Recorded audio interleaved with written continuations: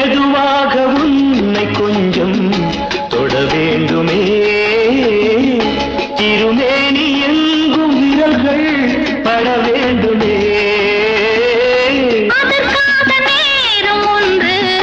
வர வேண்டுமே அடையாள சின்னம் ஒன்று தர வேண்டுமே இரு தோளிலும் மணமாலைகள் கொண்டாடும் காலம் யாரு கூடும் என்று தவிக்கின்ற தவிப்பெண்டவோ என் கண்மணி காதலி இடமாங்கனி உன்னை பார்த்ததும் சிரிக்கின்றதே நான் சொன்ன ஜோக்கை கேட்டு நாடவோ நீ நகைச்சுவை மன்னன் இல்லையோ